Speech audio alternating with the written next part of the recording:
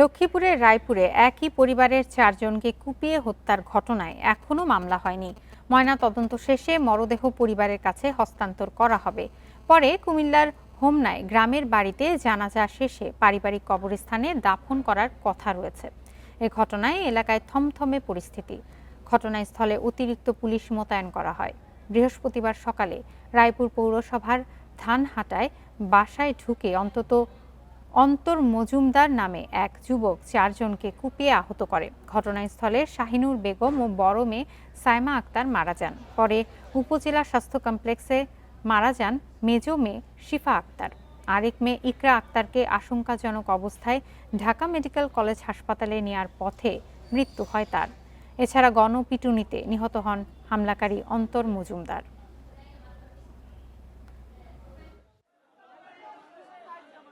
Suspect একই, সেও মারা গেছে, ভিকটিম সেও মারা গেছে, যার কারণে এর উদ্ঘাটন করতে একটু সময় লাগতেছে। ক্রাইম সিন দেখে এবং সার্বিক বিবেচনায় আপাতত আমাদের কাছে এই ধরনের কোনো পরিলক্ষিত হয় নাই যে ও একা ডাকাতি করতে গেছে ওখানে। এ বিষয়ে আরো জানাতে লক্ষ্মীপুর থেকে যুক্ত হচ্ছেন সহকর্মী আব্বাস হোসেন। আব্বাস হোসেন, এই যে একই পরিবারের 4 জনের হত্যার ঘটনা ঘটেছে, এর কারণ সম্পর্কে আসলে এখন পর্যন্ত পুলিশ কিছু জানিয়েছে কিনা এবং স্বজন ও এলাকাবাসী কি বলছে?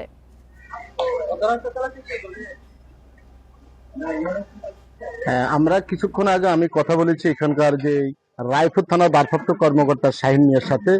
তিনি যেটি জানিয়েছেন যে তারা ইতিমধ্যে মামলার প্রক্রিয়াধীন রয়েছে। কিছুক্ষণ পরে যে এই হত্যাকাণ্ডের ঘটনায় তারা একটি মামলা করবেন এবং যে একমাত্র যে বেঁচে যাওয়া যে শিফাত হোসেন সে বাদী হয়ে মামলা করার কথা রয়েছে এমনটি জানিয়েছে। তবে এখন পর্যন্ত যে এই হত্যাকাণ্ডের সাথে কারা জড়িত বা একাই কি অন্তর মজুমদার হত্যাকাণ্ড ঘটিয়েছে কিনা বা অন্য কোনো কারণ রয়েছে কিনা সেইগুলা কিন্তু ইতিমধ্যে তদন্ত কার্যক্রম শুরু করেছে পুলিশ এবং তারা ঘটনাস্থল পরিদর্শন করেছেন এবং তথ্য উপাত্ত নিচ্ছেন যে বাসা থেকে যে শ্রেণী দিয়ে যে জবাই কুপিয়ে হত্যা করা হয়েছে সেই শ্রেণী জব্দ করা হয়েছে এমনটি তিনি জানিয়েছেন। তবে আমি এখন রয়েছি সদর হাসপাতালে। কিছুক্ষণ আগে এখানকার যে সদর হাসপাতালের যে মারা গেছে মা এবং 3 মেয়ে, তাদের যে ময়নাতদন্ত শেষ হয়েছে। ময়নাতদন্ত শেষ হওয়ার পরে পরিবারের কাছে যে স্বজনরা রয়েছে তারা ইতিমধ্যে এই মরদেহগুলো তারা কিন্তু বুঝিয়ে নিয়েছেন এবং সেগুলো হস্তান্তর করা হয়েছে এমনটি এখানকার যে আমরা এসেছি এবং সেখানে সদর হাসপাতালের আবাসিক মেডিকেল অফিসার ডাক্তার অরূপ পাল তিনি জানিয়েছেন। এছাড়াও কিন্তু যে গণপিটুনিতে যে নিহত হয়েছে যে হত্যাকারী অর্থাৎ অন্তর মজুমদার, তার যে ময়নাতদন্ত শেষ হয়েছে এবং কিছুক্ষণ পরে তার ময়নাতদন্ত হস্তান্তর করা হবে।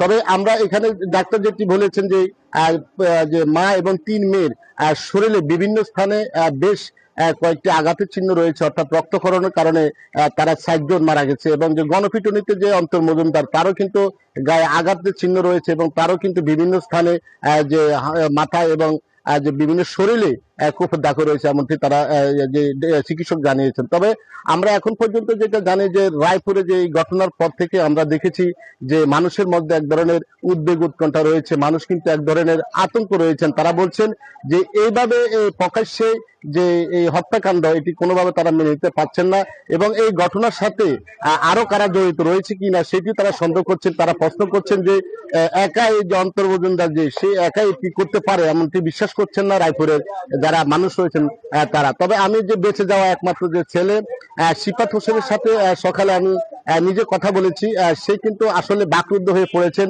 সে কোনো কথা বলছেন না।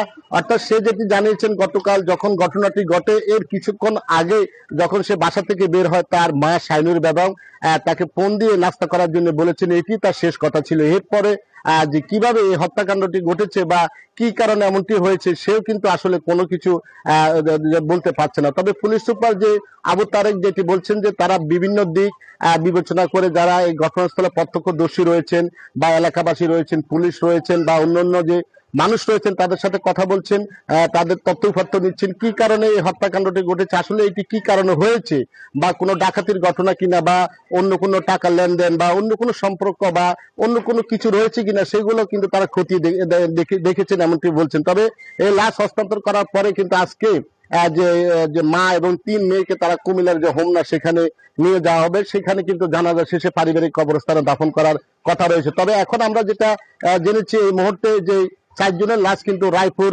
যে সেখানে নেওয়া হয়েছে, সেখানে একটি জানাজা হওয়ার কথা রয়েছে। জানাজার পরে তারা কিন্তু কুমিল্লা তার পরিবারের কাছে তারা নিয়ে যাবেন এমনটি স্বজনরা বা এলাকা বলেছে। তবে আমি শাহিনুরের যে বাবা রয়েছেন দাদন নিয়ে, তার সাথে আমি কথা বলেছি।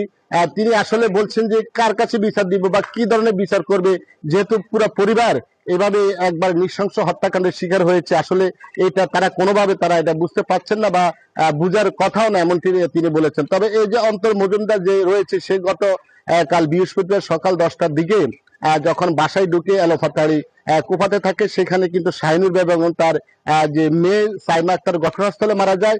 আর ইকরা এবং শিফা আক্তার, এর মধ্যে যে শিফা আক্তার রায়পুর স্বাস্থ্য কমপ্লেক্সে মারা যায়, আর যে ইকরা সে তাকে ঢাকা নেওয়ার পথে মারা যায়।